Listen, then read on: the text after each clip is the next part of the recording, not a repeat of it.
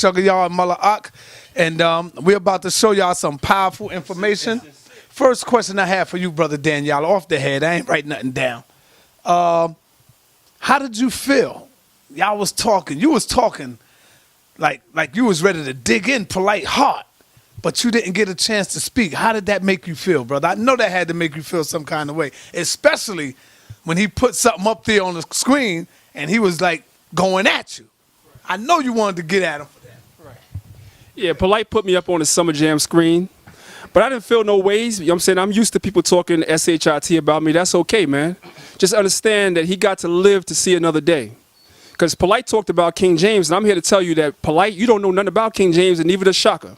That's straight up and down. You brothers don't know nothing about King James. Nothing. But you guys got away, because Tom got away from us during the day of the debate. So you can thank the Most High, or thank your Egyptian gods, whoever you want to thank. You could thank your Egyptian gods that you guys got away. But the information is still going to come out. That's all I got to say about that. You want to add on to that, Hashar? Y'all dodged the bullet. Dodged the bullet. Listen, let me say one more thing, man. You know, Shakka, approached me in the audience, man. Excuse me, when I was downstairs, Shakka approached me in the audience when I was downstairs, going to get some water for my wife. He approached me and asked me how bad it was going to be. Well, it was going to be pretty bad. You're about to see that. It was going to be pretty bad for you. Remember, when you came into the building, I showed you one of the books that you use as a source. I have it. And you didn't use it properly. I'm going to show you that tonight. So you dodged a big-time bullet. You my brother. You showed me mad love. You showed me mad respect. You spoke about me in great superlatives. So I have nothing against you, but I do have something against the information that you presented in your presentation about King James. So I'm going to show you that tonight. You said he dodged a bullet? Bullet. Yeah, damn it, he dodged a missile, man. You said Shakka Ahmose'S dodged a bullet? Now, I'm quite sure you seen the presentation he did on King James. It was garbage. Nobody came out and answered that yet. We still waiting on the answer. Brother Hashar, the family out there is saying you have entered into a new ring. When you deal with the debate circuit, they say you good on your post. When you out there teaching on the street, you got to stay in your lane. They say you ain't ready for the debate circuit. You wild out on the people, man. Talk to the people. Well, as always, the debate circuit in the street, whatever, I'm always on beast mode. You know what I'm saying? So if I'm in there for war, that's my mindset. So as I went in there, you know what I'm saying, me and my clan was like ready for war. We was ready to touch gloves, touch knuckles, and all that good stuff.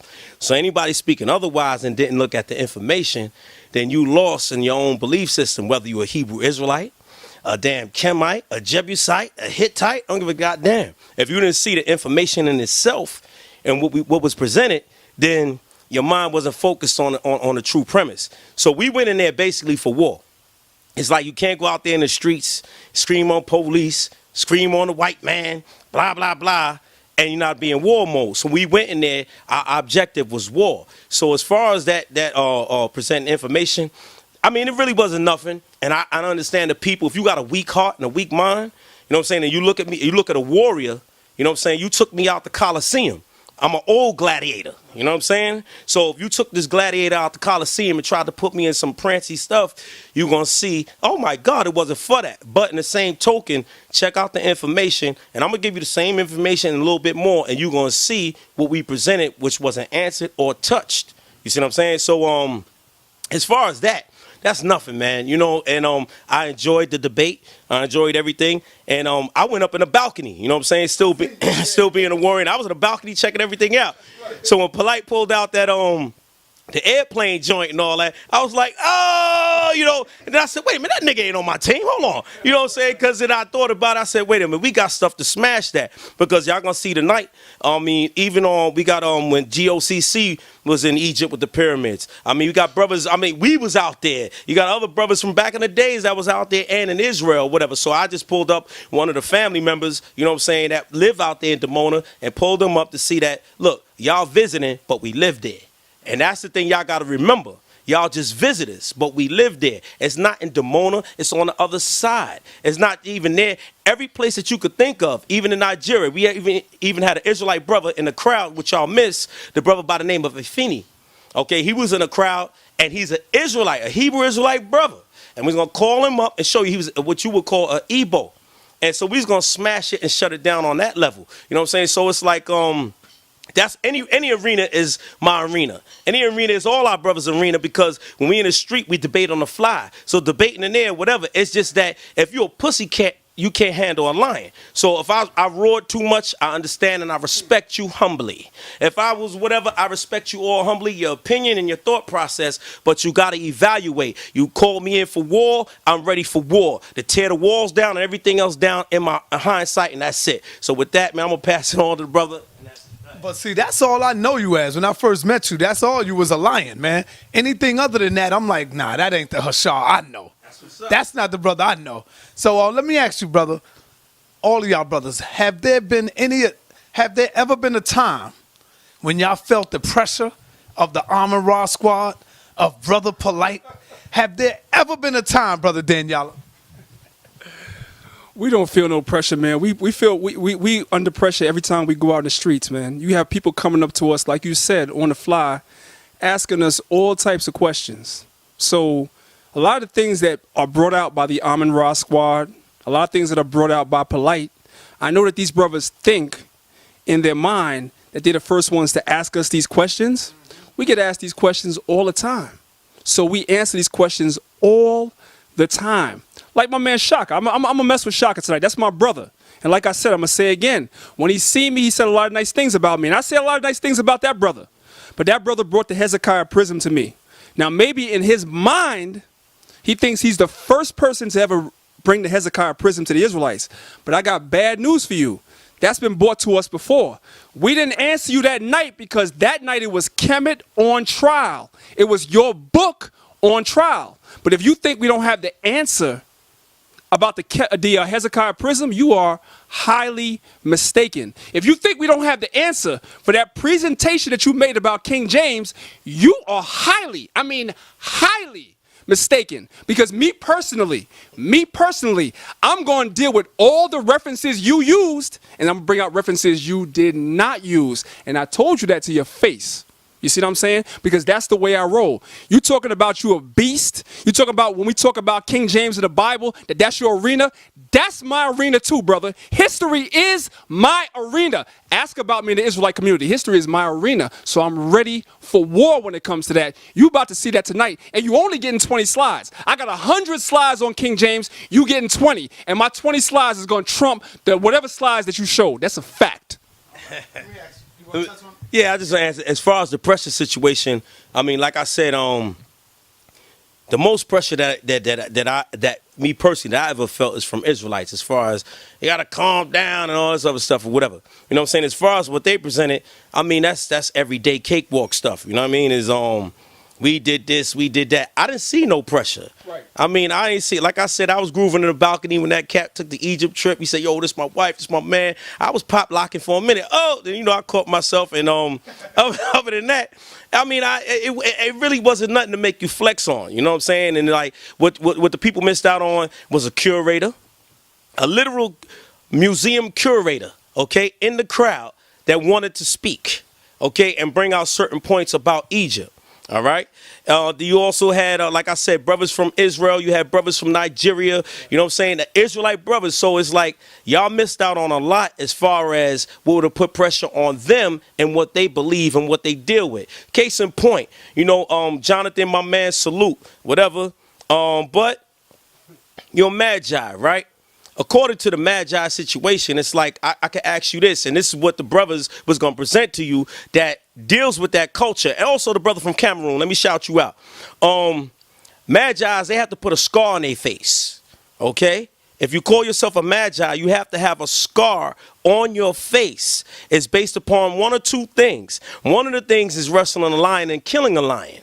So you can't call yourself a Magi if you don't have that. Now, that's according to a Hamite, an African custom. You know what I'm saying? So we had a brother ready to present that to you that's from that culture. That's number one. So that kills that. We also had other things as far as, you know, like I said, the Ebo situation, as far as the Heru lock or whatever. So brothers don't know what they missed out on, and even sisters. So as far as pressure, I mean, like I said, it wasn't no real pressure. It was just pressure from Israel talking about, oh, y'all, oh, dad, you wildin', all this other nonsense, you know, and you know, things of that nature. But other than that, no pressure from the other side. Yeah, I just enjoyed myself, and I enjoyed what they presented too. You know what I'm saying? It was good. All right. How can you, as Hebrew Israelites, let Brother Polite get away with the star? How you let him get away with that without y'all touching that topic? Hold on. You was supposed to touch that topic right there. He broke down the 6-pointer star, and y'all didn't deal with that. You know, you let him get away with that, man. I mean, first of all, I want you to go in and break down the 6-pointer star, and then talk to us about how you let him get away with that. Well, that's simple. We have future presentations on the 6-pointer star, but I want to say this, right? We made it clear. I made it clear. Hashar made it clear. Gabar made it clear. Nasi made it clear. Zion Lex made it clear. Brother Divine Prospect made it clear. Kemet was on trial. That was clear. So we understood and we knew that you guys were going to come with things other than Kemet being on trial. You were going to try to put us on trial. You were going to try to ask us questions to try to sway the audience. And those with the weak minds, they were swayed because you took them off topic. But the topic was Kemet on trial. So I didn't give a damn about you asking me about the Star of David. I didn't give a damn about you asking me about King James. I'm confident. I am confident in my knowledge. That's clear. If you don't know that, you're going to find that out about Brother Danyaahla. I'm confident in my knowledge. I could break down the shield on the summer gram screen, and I laughed at you. And I was walking around during the break laughing at you, talking about you fired shots, and I ain't have no goddamn blood on me, man. That's easy work. But Kemet was on trial. And the brother Gabar sat right here in the seat and made it very clear. He didn't give a damn if you put King James up in a goddamn dress. He wasn't going to leave the fact that he was dealing with Shaka's book. So that brother Shaka put up the Hezekiah prism. And guess what Gabar did? He stuck with the book like he said he was going to do. Doesn't mean that we can't deal with everything else. We're going to deal with everything else. I have a lecture about the Star of David coming up. I have lectures about King James not being a homosexual coming up. And I ain't talking about what I'm about to show tonight. I got lectures about King James being a black man that I'm about to show in the future.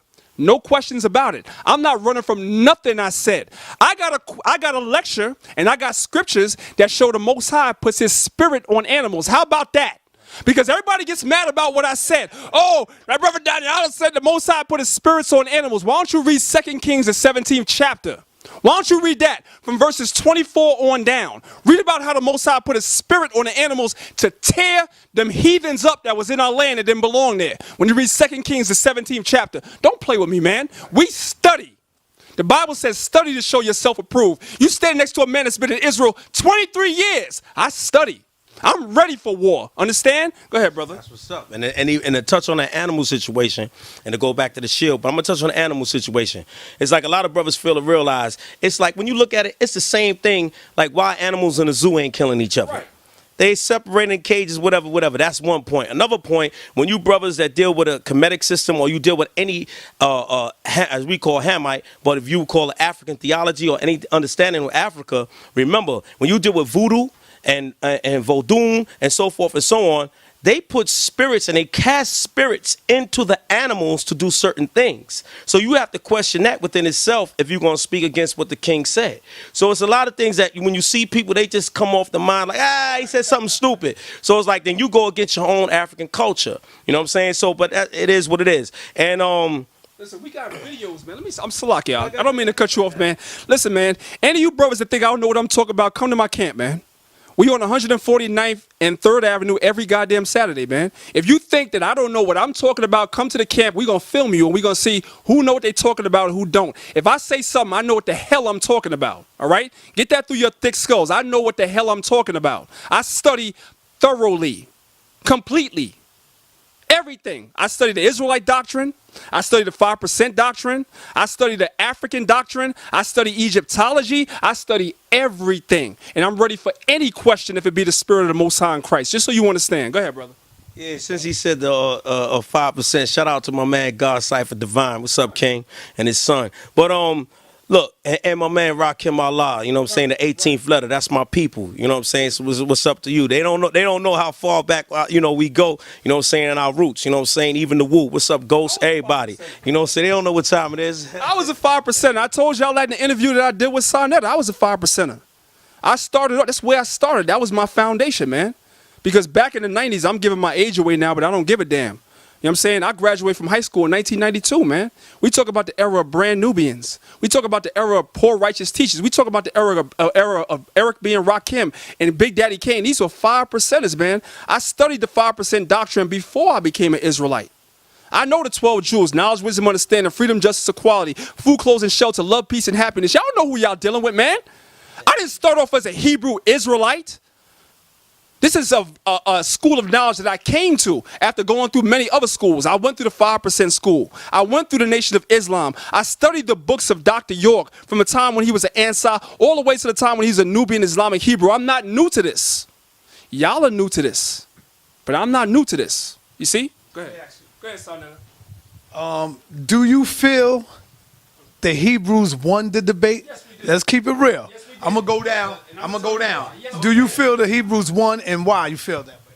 I'm going to tell you why the Hebrews won. This is simple, man, and this is objective. So I want everybody to understand that what I'm saying is objective, even if you feel like it's not objective. You see what I'm saying? Everybody wants to talk about law. Like we Hebrews don't study law. We Hebrews study look. We Hebrews study everything. When you dealing with me, I study everything. Y'all study law too. There's something in law called acquiescence or acquiesce. What does that mean? The word acquiesce means silent agreement. Meaning if you are silent to something, that is the same as agreeing with it. Okay? These brothers, Hashar and Nasi, when they made their presentations, they presented at least 30 slides, which is 30 accusations. At most, Polite, Jonathan, Ankh, Shakka, whoever you want to pull, you guys rebutted about 4 accusations out of 30, which means you are silent on 26 allegations. You silent on them. That's in law called acquiescence. That means by your silence, you agree that we right that you guys were a bunch of homosexuals.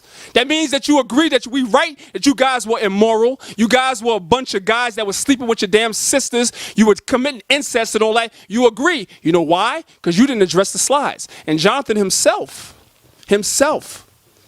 made a statement on Facebook, which I have, which said that he had something dealing with the incest, but he didn't present it. If you didn't present it, you lose. Period. I don't care what you say. So you lost that debate. That's not my emotion speaking. That's a fact. Because if it was reversed, if the Egyptian side was to have presented 30 slides and the Hebrews only answered 4 of them, would you guys be saying that we won the debate? Would you be saying we won the debate? And then with the 4 slides that you addressed, how good was your response? Here it is, my brother Nasi presented a slide that spoke about mitochondrial DNA. It was a scientific slide, because you know the chemist side is always like science. Science. You guys are always dealing with science, right? Well, Nasi presented a slide that showed that there were studies about mitochondrial DNA that was done that showed that the pharaohs were sleeping with their sisters. And Polite got up there and talked about some adoption. I'm sorry? And their daughters. And then Polite got up there and showed some stuff about adopting and how they were calling each other brother and sister, but they were married, some garbage, but you didn't address the science. So which means you lose. So of the 4 accusations you did address, your response was garbage. Now, as far as my brother Jonathan, big up to that brother, big up to the brother Casual. But I have to ask a question. With that wonderful presentation that you made, that you spent a whole lot of time putting together on a website, it was real cohesive, it was nice. I liked it myself. But the question I would ask you was, did your presentation match up with the stellas and the text that we pulled? In other words, if I say I copulated in the behind of another man, and you pull up something about how sperm is produced in the spine, is that the same? Is that the same as me pulling out a stela that says that one man copulated another man's behind? Is that what we do? Is that scholarship nowadays? Is that what we talking about? And the crowd was like, oh, it was great. But I was standing there like, nigga, you didn't answer the goddamn question. That's what I was saying, straight up and down. And I keep it real. I don't know how much of this sound they're gonna cut out, but I keep it real. I keep it goddamn real, man. You didn't answer the goddamn question. So out of the 4 out of 30, out of the 4 accusations that you did answer, we have problems with 2 of them. Polite didn't answer the science, and Jonathan's presentation didn't answer the text. But you won the debate. Really? Go ahead, brother. Get that. And you know what's so crazy about it? It's like, to horseback ride off my king, deal with piggyback riding because, swine is against the law of the Most High. Right. So it's like, check this out. Technically, they only attempted to answer 2 things. And that was Jonathan, and salute to the brother. You know what I'm saying? Because he said one thing, he said, oh, yo, Harshar, as I said, wait a minute. The cat you talk about, the Nasi pulled up, the cat had 30 sources. Did you touch his 30 sources? So what he told me was this. He said, I'm going to address that in my book. I said, yeah, all right, okay, cool. So I saluted that. And then he said, wait a minute. Do you expect, these crackers? Or he said, well, you will take it from a brother. So I stood back because, I'm a cracker killer all day. You know what I'm saying? So when he said that, I said, okay, salute. I backed off on that. But I said, okay, wait a minute. Semen and the spine and kundalini energy and all of this, like I said, and shout out to the Black Lotus civilization. What I'm saying? These cats, Hamite cats, other cats, whatever, and they got information, what I'm saying, and speak the metal netta like brothers speak and read English. And they said the brother was way off, and that's what they wanted to crush and chump. You know what I'm saying? And it's this thing. When he speaks about that, remember when it says to copulate, Kundalini is something that you resonate as an individual within yourself. Now, if anybody outside of you has to trigger Kundalini, that means that they have to trigger inside of your body. Right. You know what I'm saying? So they have to do something with inside of you. So when that symbol is penis, I hope the brother was just going off the fly, and I respect and hope that he was. Or if he knows this information, he's not telling y'all the true information. It's dealing with a homosexual act. This is straight up. You know what I'm saying? Because when you go up another man's rectum, what happens is the penis, it massages the prostate gland. Right. And as it massages the prostate gland, it activates the Kundalini energy to go straight up from the spine into the cerebral cortex to hit the brain and comes back down. You understand? So if that is the case, that still is dealing with homosexuality. That's number 1. Number 2, if you have a symbol and using the symbol, the penis as a symbol of poison, that's telling you that there's something wrong. That's why when we brought out the condom sheath about disease, it's telling you that they dealt in diseases. Okay, that the semen, the semen when the penis, so forth, there's something wrong with it. So I salute the brother in his knowledge. I salute him in his quest, but he has to get a greater understanding in what he's dealing with in Egypt. It's nothing negative, but it's all positive about the learning. And we're not attacking it on that level because when it comes to the goal, we'll wear it. When it comes to the pyramids, that was awesome. But y'all got to go ahead and deal with what the brother Nasi brought out about what's in the book of Numbers, the 2nd chapter, and how the pyramids was developed according to the 12 tribes in the numerology. But a lot of people don't realize that. But it is what it is now. So if you're asking, did we win the debate? Now, if they told us to bring peer reviews, they told us to bring our sources. Listen, we had everything was peer reviewed. Everything dealt with sources. Not one thing did not deal with a source. We had professors, curators, everything deal with us. So now the information that we put up, now, yeah, I know I was acting like a gorilla in my silverback mode. It's all good. And then Nasi bought what he bought. But nothing was touched according to what was brought out. The cannibalism. You got to think about this. The incest. You got to think about this. Okay. Semen as flavoring. I mean, goddamn. I thought sugar was flavoring to things. But you're talking about semen? But yet this is a cult of, come on now. So when you get to the Hebrew Israelites, you'll see that a lot of things that we use, our law was codified based upon the negative things that was done in our captivity. It's real simple. So, I mean, this was never touched. So when it was touched, it was only touched briefly and small. And trust and believe. Don't let them fool you. Salute to the Amin Ra squad. Why? Because we making you study. Y'all studying them. Y'all studying, saying, what is this? Where did that come from? You're supposed to study that because we teaching you about that culture on another level. We not knocking it as far as little things that they did, but that bullshit that they did, you got to, yeah, family, I know that nigga cursing again. But y'all, yeah, whatever. But y'all got to look at this and say, wait a minute, whoa, we got to step back.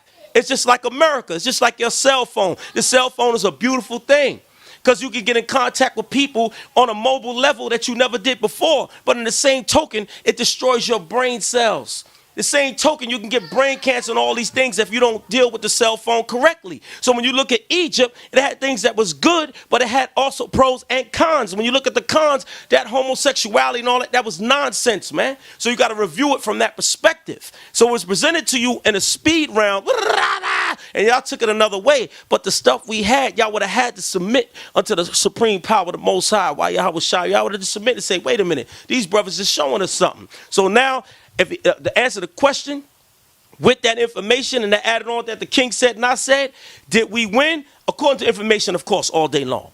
Now, if you got a numbnut mind, I don't care if you're an Israelite, I don't care if you're, like I said, any other Kemite, whatever, say, yo, gang, he killed it with the airplane. I salute Polite for that. That was fly. Polite knew it was fly. Because Polite know when he teaching dummies. Right. He know that. Right. And I salute him. He know I'm teaching dummies. Right. So let me just show dummies what they like. Right. And there's no disrespect to anybody, but he recognized the game. And he did say, I'm good at this. So he recognized that. And he was damn sure was good. We coming in with information, and you see this right here. And he said, man, fuck the bullshit. Boom. And he said, and he took a trip, and y'all went nuts over that. And we got clips where brothers was dead, all that. So, but y'all went nuts, and I salute, and I bow down to that in respect that he understood the game and who was being taught at the moment. Because what Sinetta built was an arena, when you understand, is to get information out and entertain you at the same time. Right. So when you look at this vibration, it's actually more of a sports arena vibration. And there's nothing wrong with that. Absolutely nothing wrong. Because our people is into sports, so he bringing you out of sports into education.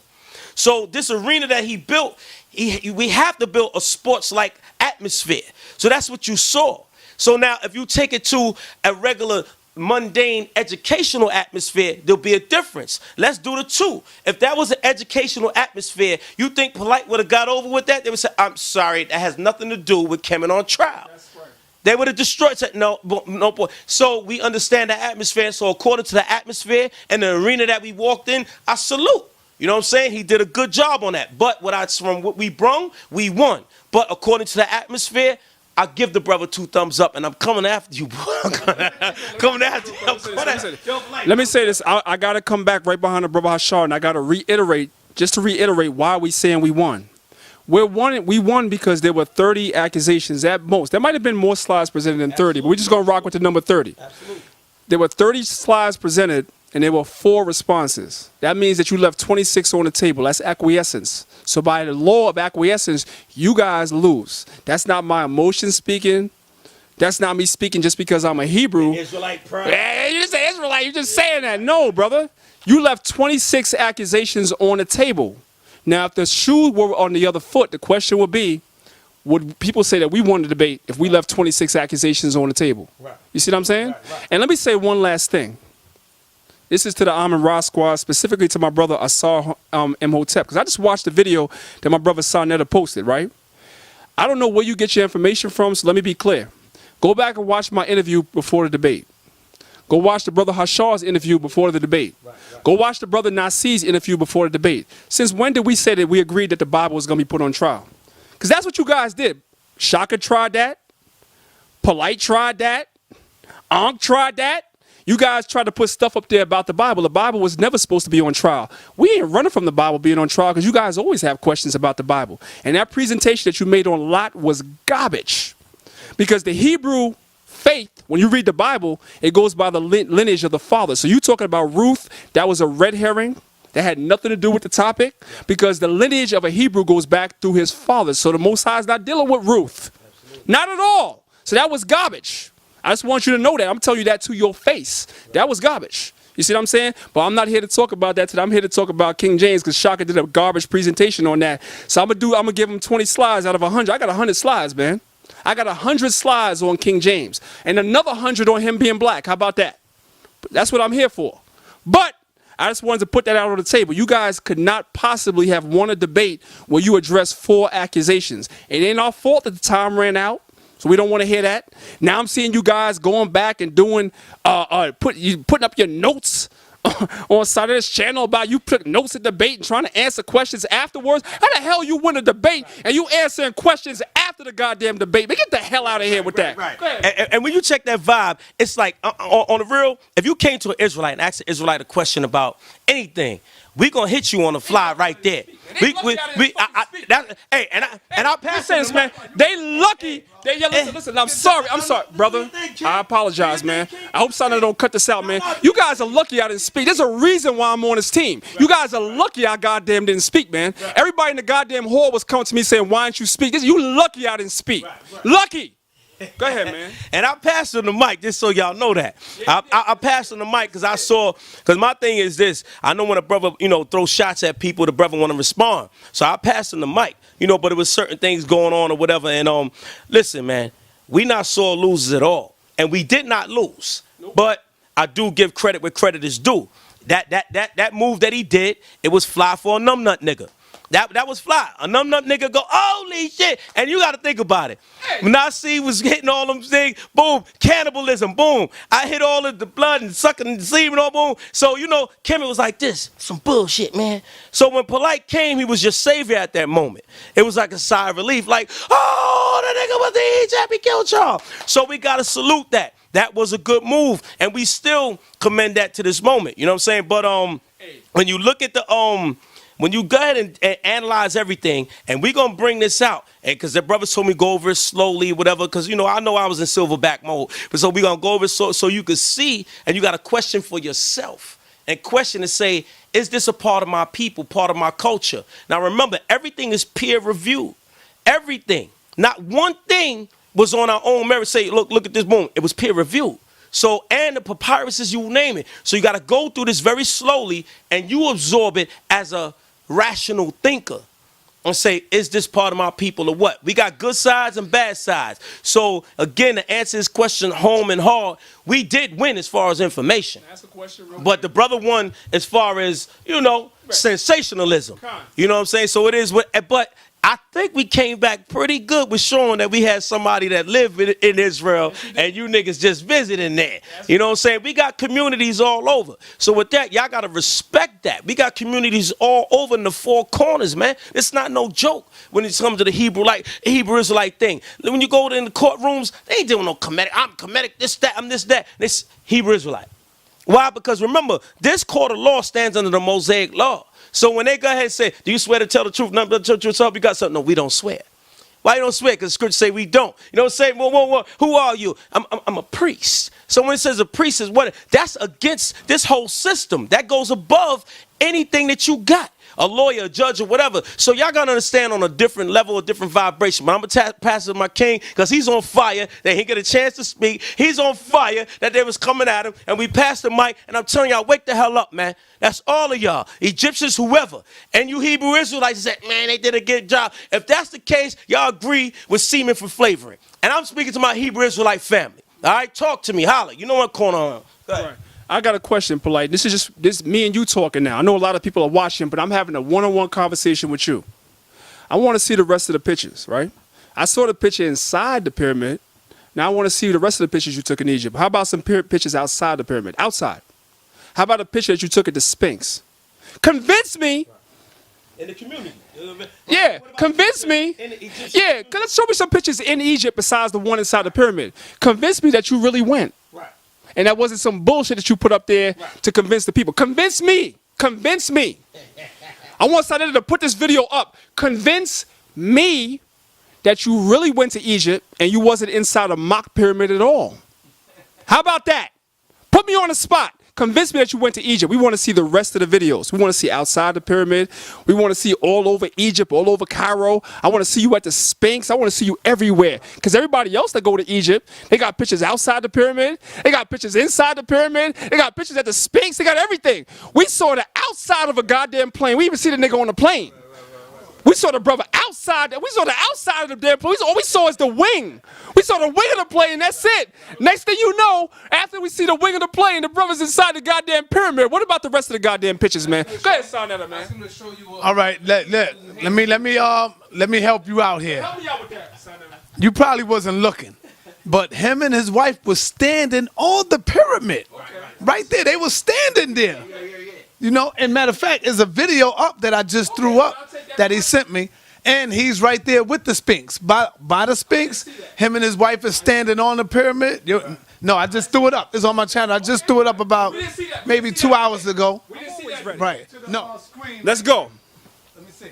Go ahead, man. All right, what we're going to do is take it to the screen. We want to show some powerful information here. Now, I want to make it clear that I have 100 slides on this King James thing. You know, about a week ago, I don't know how many of you brothers actually saw the video with my brother Shakka Ahmose'S when he was sitting here and he was bragging about what a great job he did breaking down King James being a homosexual. He bragged about what a great job he did. If any of you brothers was watching that live stream, I called in and I asked Shakka Ahmose certain questions about his presentation. Now I'm about to go into a PowerPoint presentation where I'm going to present information that my brother Shakka didn't present. And this is not a personal attack against the brother, but I'm against biased scholarship. And what I find in the black community amongst black scholars is there's a lot of biased scholarship.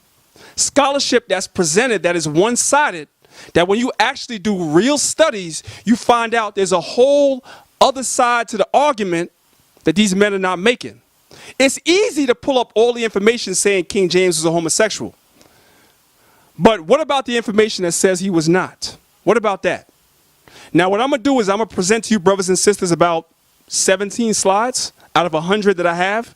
We're going to be doing a PowerPoint presentation in the future where I'm going to present all 100 slides, proving beyond a shadow of a doubt that King James is not a homosexual. Beyond a shadow of a doubt. I'm going to be presenting information that's never been presented to you before. I'm also going to present information to you to prove that King James is a black man, because Shakka touched on that. But he said that King James was a dark-skinned white man. That is pseudo information. But I ain't dealing with that right now. I'm dealing with the homosexual vibe. Whenever you're ready, man, put the first slide up on the screen. All right, this is from a book called The Basilicon Doron. And I find it funny that my brother Shakka did not present this. And when I called in, I asked Shakka, why did you not present the Basilicon Doron? For you brothers and sisters that don't know what the Basilicon Doron is, the Basilicon Doron is instructions that King James left behind for his heirs, those that would rule after him, about what they should do when they rule. This is called a primary source, not a secondary source, not a third tier source, but a primary source. Okay? This is from the Basilicon Doron, page 46. It says, they quarreled against me, talking about his enemies, not for anything or vice in me. Okay, hold on a second, because I can't really see it. You can't see? Yeah, I can't see it. Get on the opposite side. Hey, give him that pointer, too. Give him the pointer. Okay, let me stand on this side. Yeah, give me that. Let me show him. Okay, I got it right here. I'm standing on this side. This is better. This is middle, and you can see where the people right. Okay. This is the Basilicon Doron, page 46. This is what Shakka did not show you. Now, if you are a scholar and you're presenting unbiased scholarship, now when I called in, if brothers and sisters that was watching the show, I called in, and Shakka made a statement before I called in, and then when I called in, he would not validate what it is he said. I asked Shakka. Shakka said he presented all, A-L-L, all the information on King James. When I called in, I asked Shakka, did you present all the information? You know what he told me? He presented all the information that he has. That's nice. Well, now I want you brothers and sisters to take a notepad and a pen out, and I want you to pay attention, because this is information he did not present, and this is stuff he does not have. This is from the Basilicon Doron, King James's instructions to his sons on how to rule. Page 46. It says, they quarreled against me, not for any evil or vice in me, but because I was king. That's why people spoke against him, because he was king. But because I was king, which they thought the highest of evil. And because they were ashamed to profess this quarrel, they were busy to look narrowly in all my actions. So anything the king did, somebody always had something to say. And I warrant you a mote in my eye, yes, a false report was matter enough to work upon. Meaning when people made false reports, everybody ran along with that false information. Next slide. You got it. You got it in your hand. Here, take it in Malak. You take care of that. Next slide. Page. Go to the next one. Page 23 of the same book, Basilicon Doran. This is a primary source. Instructions to be merciful with some exceptions. So King James instructed his son that ruled after him to be merciful, but there were certain exceptions where he told his sons not to be merciful on certain things. Let's read what it says. But as this severe justice of yours upon all offenses would be but for a time, as I have already said, so is there certain horrible crimes that you are bound in conscience never to forgive, such as witchcraft, willful murder, incest, especially the degrees of consanguinity, and sodomy. So King James instructed his sons never to forgive somebody that was a sodomite. My question to you brothers and sisters at home, did Shakka present this in his presentation? He said he presented all the information. Go back and watch his video. Did Shakka present this information where King James spoke against being a sodomite? The answer is no. Poisoning and false coin. So he instructed his son never to forgive somebody that was a sodomite. What is a sodomite? Somebody that's a faggot. He told his son never to forgive that. Why was this not presented in Shakka's presentation? Next slide.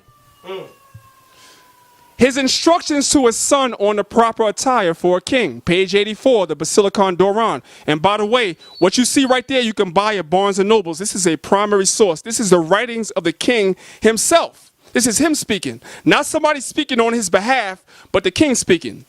Page 84. He told his son, but especially eschew. The word eschew means to avoid.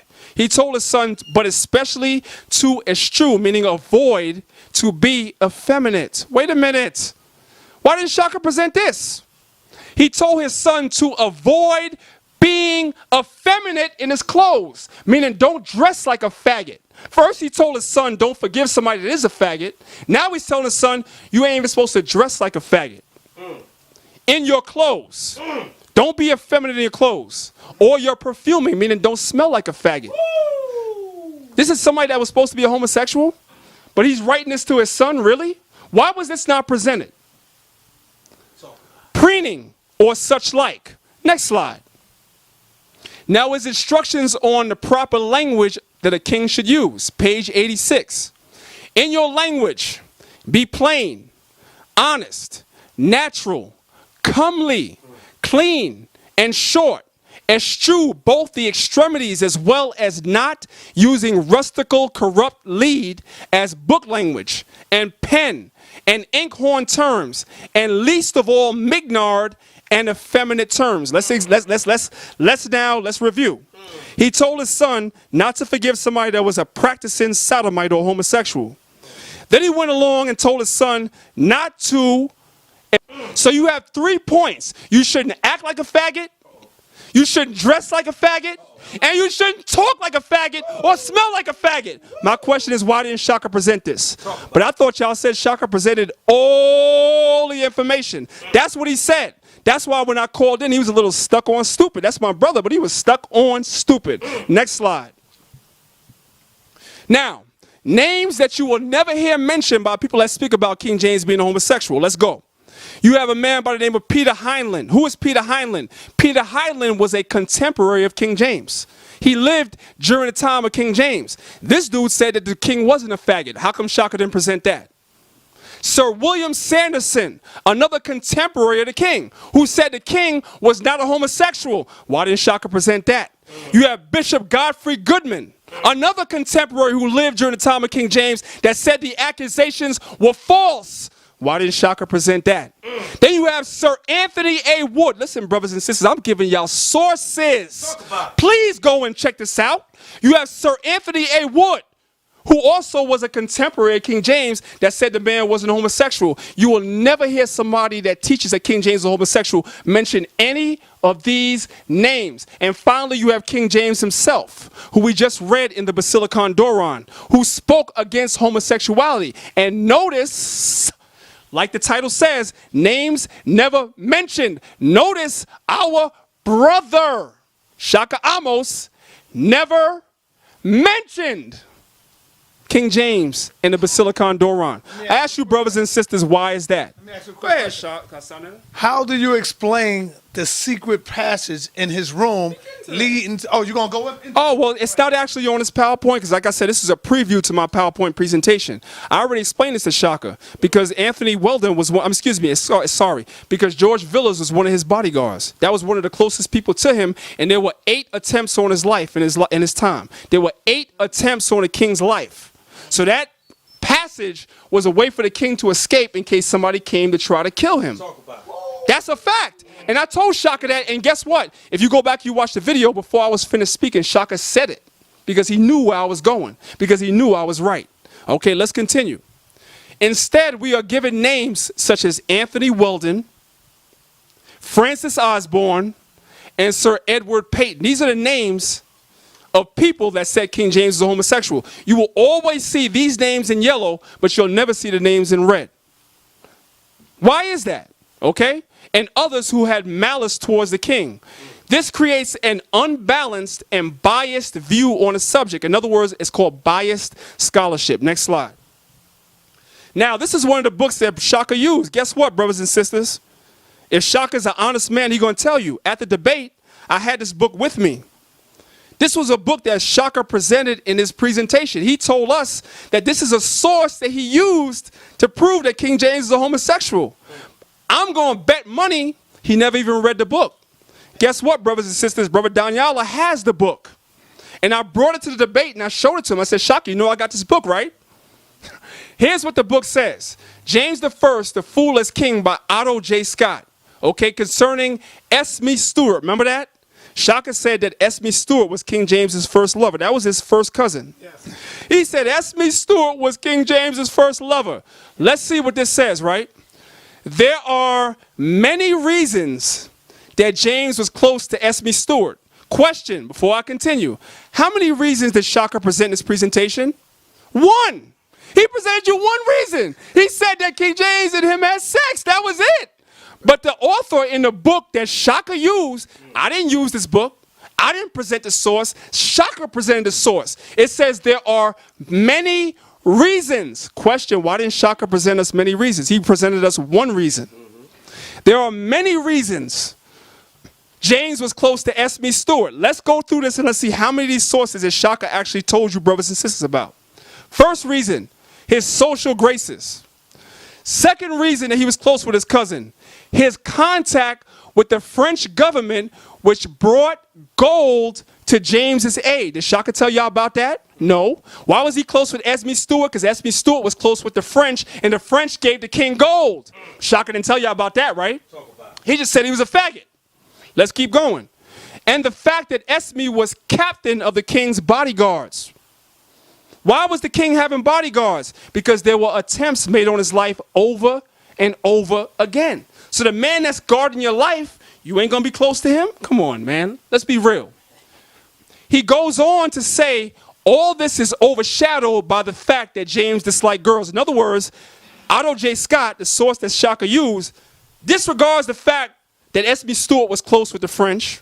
Disregard the fact of the man's social graces. Disregard the fact that the man was a bodyguard to King James. He's going to look over all that and say, oh, well, King James disliked girls. Next slide. Monarchs of Scotland by Stuart J. Ross. This is from a book, right?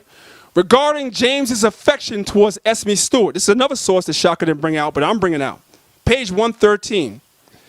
And this sort of behavior, because Shakka spoke about the fact that James had affection towards Esme Stewart, and sometimes he would kiss his cousin on the cheek. That was his cousin, right? Were typical of James all his life, and has led to be, being labeled as homosexuality. Has led to being labeled as homosexual. However, there is no concrete evidence to support the allegation that public petting was followed by intimate relations in private. This is from another book. Why didn't Shaka present this? This is the counterbalance to what he said. You have authors that are letting you know that there's really no historical evidence that shows that James was affectionate towards Esme Stewart. He was a homosexual. No references whatsoever. Page 115. James fathered 8 children, which is not bad for someone that was supposed to be a homosexual. So if James was a homosexual, why was he sleeping with his wife so much to the point where he had 8 children? How come that was not presented? Okay? Page 119. Few kings have been more unjustly maligned. The carpings of xenophobic contemporaries about his physical appearance and personal behavior have been accepted as face value. In other words, the information that's been presented by authors like Otto J. Scott has been presented at face value without the balance, the counterbalance that lets you know that this man fathered 8 children. Now, every time that you sleep with your wife, you don't get her pregnant every time you sleep with her. Right. So in order to have 8 children, that means you sleeping with your wife all the goddamn time to have 8 children. So how the hell is this man a homosexual and he's sleeping with his woman so much he's having 8 children? How come Shaka didn't talk about that? This is about balance, man. What was presented to you, brothers and sisters at home, was biased scholarship. Real scholarship would have presented this and what he presented, to give you brothers and sisters at home a chance to decide for yourself. But what the brother Shaka decided to do was present one side of the coin and hope you brothers and sisters fell for it, except there was your brother Danyaahla that stood around and said, oh, this brother's a goddamn liar, man. Next slide. The Royal House, a biography of the Royal Stuarts. There's another book that our brother did not present. So I'm going to present it for him, okay? Page 134, concerning his wife, James wrote this. Now remember, Otto J. Scott said that James disliked girls. He disliked girls, right? Let's read what this says. And the youngest princess was a gay, good-looking girl. Let's stop right there. The word gay is newspeak, okay? In our day and time, the word gay means homosexual. That's newspeak. If you don't know what newspeak is, learn something. Go look it up. It means that a definition has been expanded. But in the 1600s, the word gay did not mean homosexual, but actually meant happy. So it says the word and, the youngest princess was a gay or happy, good-looking girl. Barely 16. So when people were telling King James about this woman, she was 16 years old. Now, we got to stop here for a second. We got to get on Kemet. I got to get on Kemet. So we got to stop here for a second. So now turn the camera around, man. Turn the camera around so the brothers and sisters can see me, right? I know y'all see that word 16 up there, right? Now, King James was a Hebrew Israelite, a black Hebrew Israelite. You see the word 16 up there. So you say, oh, my God. King James committed pedophilia. He fell in love with his wife when she was 16. Question, how old were the women in Egypt when they were getting married? Because my research has shown that the women in Egypt were 12 years old when you were marrying them. Y'all talk about GMS. But the women in Egypt were 12 years old. I got sources on that. You guys were marrying women as soon as they started their menstrual period. Because Egyptian women only lived to be what, about 34, 35 years old? So you guys were marrying girls at 12 years old, but then you talk about GMS, puke Israelites and pedophiles. But you goddamn Egyptians were marrying girls at 12 years old, but y'all ain't talking about that, right? Anyway, let's get back to the PowerPoint. Okay? Now, it says here, and the youngest princess was a happy, good-looking girl, barely 16, and the more James heard of her attractions, the more resolute he became to marry her. This doesn't sound like what Otto J. Scott spoke about, who is Shaka's reference. He said the more he heard about her beauty is the more resolute he became to marry her. He met Anne and fell in love with the reality that did not disappoint his imagination, meaning everything he heard about her beauty, when he saw her, she lived up to that beauty. That don't sound like a faggot to me. Keep reading on. Their affection, moreover, was no was no brief transient emotion, but endured as a kindly intimacy, if no more than that, until 7 children were born. So you have some scholars that say that he had 7 children. You have some scholars that say he had 8 children. My point is, if you have 7 or 8 children, you know how often you sleeping with your woman? That's right. You know how frequently you sleeping with your woman? And this is a man that you guys are saying was a homosexual. Why was this information not presented by Shakka? Sure. Next slide. James the First by Christopher Durston, okay? Now we're going to get into one of the sources that our brother Shakka brought out, right? Otto J. Scott's book, which is endorsed by the National Catholic Reporter. We got to stop right there. I got to talk about that. Now, we know that King James, in the introduction to the Bible, he spoke about the Roman Catholic Church, how the Pope was against him. The Pope was always against the king. If you don't know history, then I got bad news for you. The Pope was always against the king. This book, which Shakka used as a reference, is endorsed by the Catholic Church. That means that reference that Shakka used is garbage. Because the Roman Catholic Church endorses the book that Shakka used. And guess what? King James was enemies with the Roman Catholic Church his whole life. Let's read the source. Otto J. Scott's book, which is endorsed by the National Catholic Reporter, and which Shakka references, relies heavily on David H. Wilson's book, James the Sixth and the First. Okay? David H. Wilson's book relies on the testimony of 2 of King James's biggest enemies, Anthony Weldon and Francis Osborne. I got to stop again. I got to drop it on y'all. You got to pay attention. Stay with Danyaahla. Stay with Brother Danyaahla. See, I know y'all brothers say, you Hebrew Israelites that come out of One West, you don't know no history, then you don't know me. That's right. You don't know me. That's right. I know history. That's the point. Okay? Let's read that again.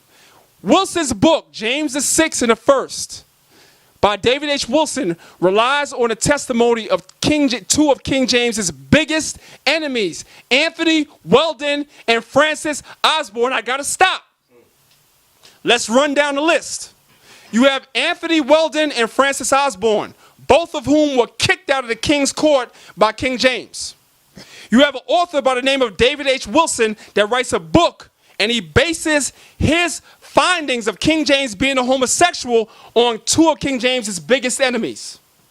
From that book, you get Otto J. Scott's book, who relies on a man who relied on King James's enemies. And from that, you get Shakka's presentation. And you brothers and sisters are at home running along with that like that was true. That it was garbage, man. Let's go to page 3 of this book by Christopher Durston.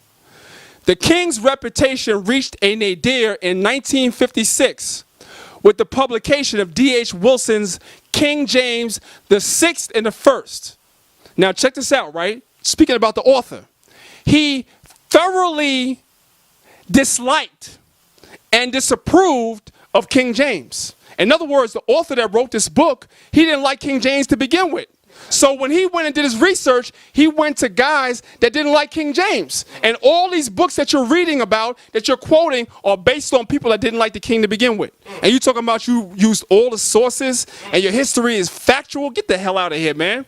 Let's keep going. It says, only during the last 25 years that historians have belatedly begun to emancipate themselves, meaning free themselves. Historians have begun to free themselves from Weldon and present a more balanced picture of James. What does it mean by a more balanced picture? Meaning that they stopped listening to authors that are basing their books on Anthony Weldon because they realized that Anthony Weldon got his behind kicked out of the king's court. That's why he wrote that King James was a homosexual. And you being a scholar in 2015 are bringing out information that comes from a damn Anthony Weldon talking about you used all that scholarship. Get the hell out of here, man. Next slide. Sir Anthony Weldon is the main source, not the rap group, but the main source of the homosexual allegations against King James. I don't care where you get it from. I don't care if you read a book called Homosexuals in History. All that stuff is garbage. It all goes back to Anthony Weldon or Francis Osborne or Edward Payton. Sir Anthony Weldon is the main source of the homosexual allegations against King James. But what do contemporaries, meaning people that lived during the time, have to say about Anthony Weldon? That you want to read a book by Otto Scott You want to read a book that relies on Otto Scott. What do historians say about that clown? Sir Anthony Weldon, a well-known racist of his time who hated Scots, which King James was a Scot, and King James, right? It says Anthony Weldon wrote a book full of racist insults towards Scotland. The name of the book is called The Court and Character of King James, which was written after King James and his son were assassinated. Next slide. 1650, a curious date. It says the book, The Court and Character of King James, which was written by Anthony Weldon, a well-known racist and an enemy to King James. The book, The Court and the Character of King James, was published in the year 1650. That's a very important date, brothers and sisters. 1650 was 1 year after King James's son, Charles I, was tried and executed in 1649. Let me explain. In other words, what this is saying is that Anthony Weldon was a goddamn faggot. What does that mean? Meaning that he waited for King James to be dead. And he waited for King James's son, Charles I, to be dead. And once these guys were dead and there was no more threat of him being put to death for libel or lying, then he said in 50. Come up. Sorry about that. Good. I waste you. You got it? No, I can't see over there. Come over here so you can see. No, good. I can see it better here. Right. So I'm going to read this again. Right. In the year 1650, a curious date, the book, The Court and Character of King James, was published in the year 1650, 1 year after King James's son, Charles I, was tried and executed. That was some faggot shit. In other words, Anthony Weldon, the homosexual faggot, scaredy cat, lying idiot that he was, waited until King James was already dead. He waited until King James's son was already dead. And at that point, he wrote a book called The Court and Character of King James and said, oh, by the way, he was a homosexual. But wait until he was dead. Animosity against the monarchy was at a fever pitch. There was great disillusionment with the monarchical form of government to the point of murdering the lawful king. Next slide. I'm going to tell you something, Brother Danyaahla. You know what'll go good with that slide right there, what you talked about? They waited till he was dead. What'll go good with this is you should have put Malcolm there, Malcolm X, because they waited till Malcolm died to say he was a homosexual. Right. So check this out. Yes, sir. 100 years later on, people going to be talking about Malcolm X was gay. You see what I'm saying? So That's a beautiful point, Senator. I'm gonna take it a step further. Not only are they saying Malcolm X was gay, you have certain people that are teaching that Malcolm X was a goddamn CIA agent. He was working with the government and all that. But they wasn't saying that when Malcolm was alive. They say the same thing about Khalid Muhammad. All of a sudden, man, he was an agent. He was this. He was that. But they wasn't saying that when the man was alive. This is what happens. Next slide. Let's keep going. All right. This is a book called James I by his contemporaries, by Robert Ashton. You know what contemporaries mean? Meaning that people that were living during the same time as King James. The same time. Let's see if they were saying he was homosexual, right? This is page 20. Entertaining though they may be, the treatises of writers such as Sir Anthony Weldon and Francis Osborne are characterized chiefly by the author's spiteful and indiscriminate animus against the king. They are represented here not because of their value as accurate accounts, which is negligible. In other words, the author of this book is saying the reason why he even mentioned Anthony Weldon was because Anthony Weldon made the accusation, but they're not represented in his book as accurate accounts because everything that Anthony Weldon said was not accurate. In other words, you have a lot of scholars, as I'm showing, that's giving information that's saying the information that was put out about King James is a lie. But again, our brother Shakka made a presentation and he told you, he gave you all the information.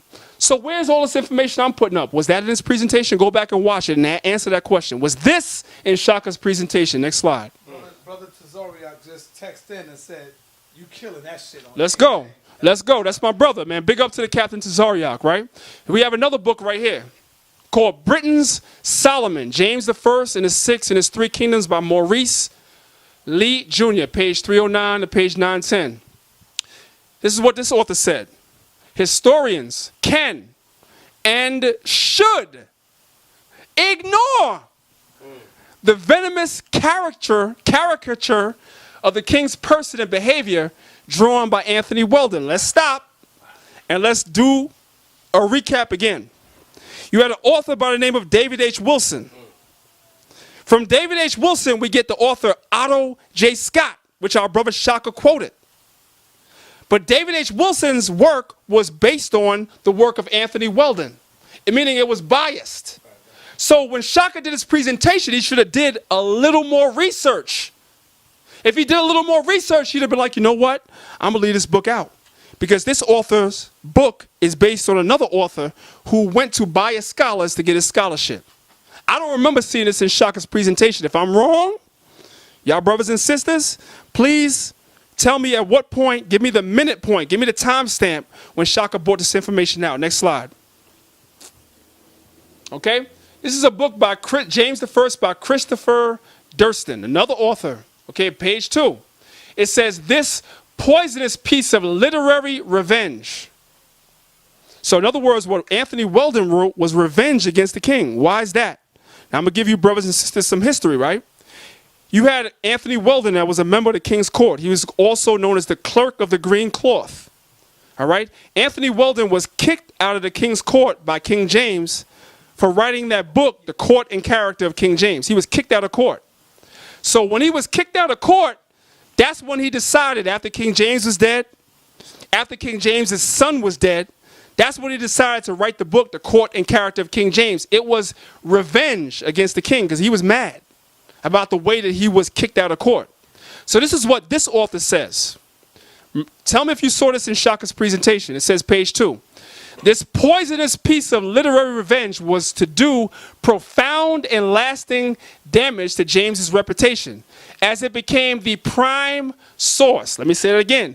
It became the prime source. Let me say that one more time. It became the prime source from many subsequent historical assessments, meaning that a lot of scholars, when they wrote about King James being a homosexual, they based it on this garbage that was written out of revenge by somebody that got their behind kicked out of court, whose authors failed to make sufficient allowances for the obvious bias of the people that wrote those pieces about King James being homosexual.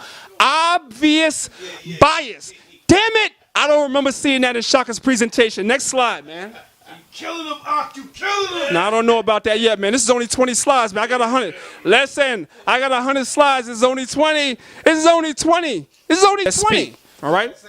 More contemporaries and historians speak. Peter Heinlein. I mentioned this guy before. This is somebody that lived during the time of King James. In his book, Examen Historicum, he dismisses Anthony Weldon's work as infamous libel. Anthony Weldon's work was quoted by David H. Wilson, which is quoted by Otto J. Scott, which is quoted by Shakka Ahmose'S, which means it's garbage. Okay, next one. The Dictionary of National Biography. I'm giving y'all sources. Everybody's like at home like, where's your sources? The sources in red. Read.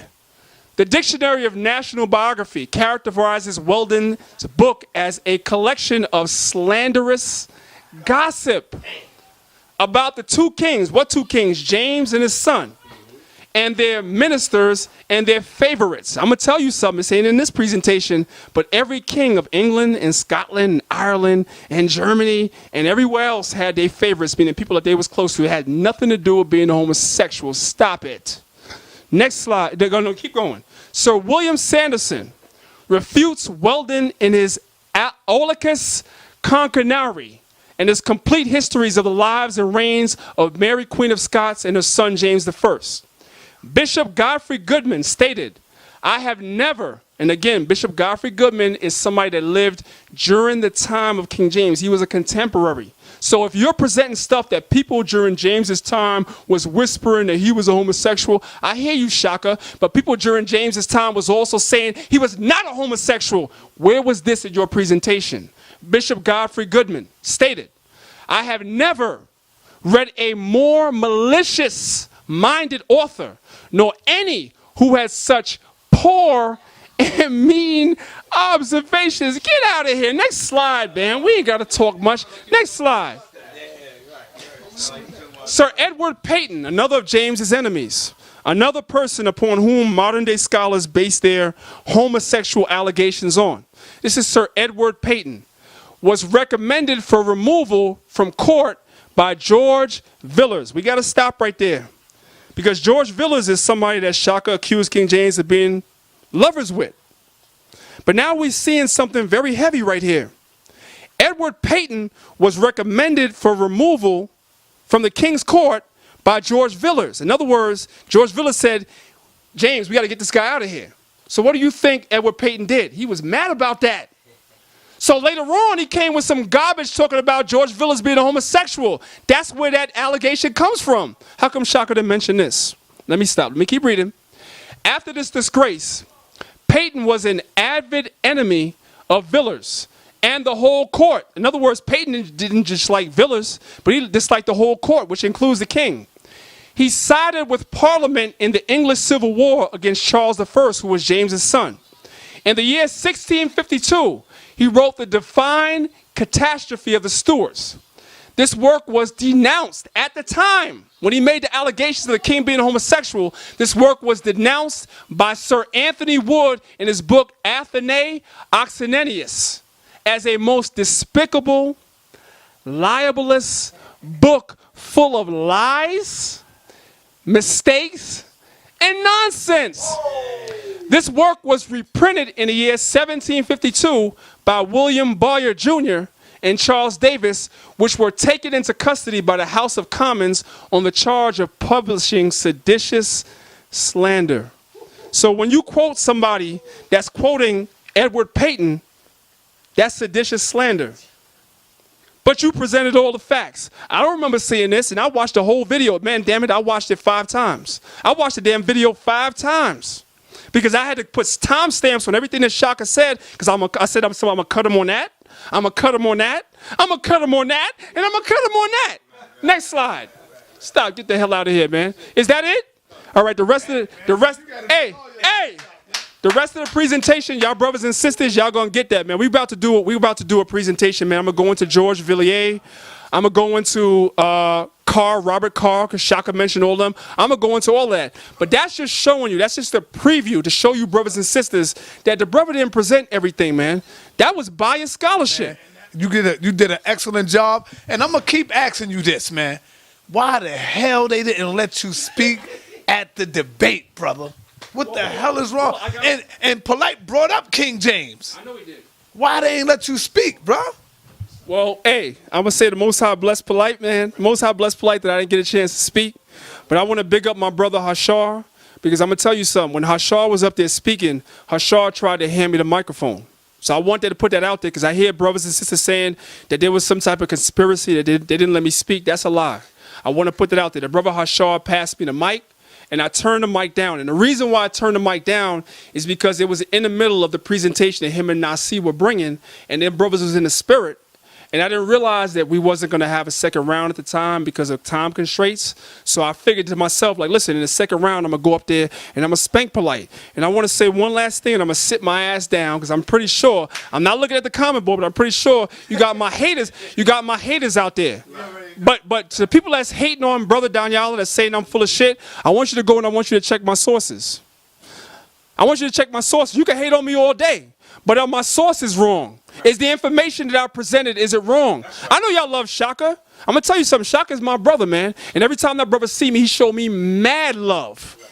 Mad love. And much love to that brother. I'm not one of them brothers that's going to tear that brother down. Mad love to that brother. So I'm not hating. You see what I'm saying? But him and me, we laugh and joke, but we go back and forth, man. You didn't present none of the stuff that I said. You can hate me all day, but ask me which one of the sources I put up is wrong. You see what I'm saying? The brother passed me the mic. I had an opportunity to speak. I didn't speak because the brothers were in the spirit. But don't worry, I got some fire for y'all. And one last thing.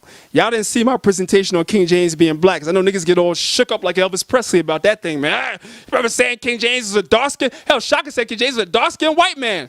Brother, I'm gonna say this, man. Before I make my presentation, I think you should study a little more, because if you thought this was nice, you ain't seen nothing yet. And with that, I'm gonna fall back. Sonetta, you can, let the best man go up. All right, okay. Powerful, powerful, powerful. Oh man, you got some Negroes out there that they hate that I give the Hebrews the platform. They would rather me be biased. Right. I want to ask a question to the brothers and sisters out there that's hating on Sonetta for having us on this channel, right? Are you about truth or not? But he changed the class. Okay. Right. I want to know if you're about truth or not, right? Forget about the fact that I'm a Hebrew. Forget about the fact that I'm a Hebrew for a second. I know it's hard for y'all to do. Forget about the fact that I'm a Hebrew for a second. The information I presented had nothing to do with being a Hebrew Israelite or being a Kemet or nothing like that. All I did was present books and information that our brother Shakka didn't present. If you are about truth, right, what problem or what fault can you find in somebody that's having people come through and present information?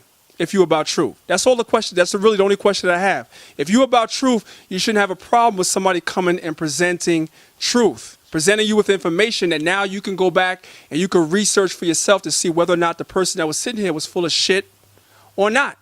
You see what I'm saying? But if you have a problem with Sonetta presenting all the information, to me that means that you ain't about truth. You're about just bandwagon riding. You're about nut hugging. You're about dick riding, meaning your favorite teacher, it doesn't matter whether what they present is right or wrong. You're just going to nut hug them and that's it. If that's what you're about, that's fine. And I'm going to tell you something. And I know it's going to be controversial, but that's okay. The majority of you brothers on YouTube, I'm going to talk to the men. I ain't going to talk to the sisters. The majority of you cats on YouTube, you don't study. You know why you have a problem with the presentation I made? Because you don't study. If you study, you would know that I'm right, because I presented all the books, all the sources, all everything, and you have a problem with it because you're mad because I proved that King James wasn't a homosexual. I proved there's a lot of scholars out there that say he wasn't a homosexual, and you just mad. That's your problem. That's it.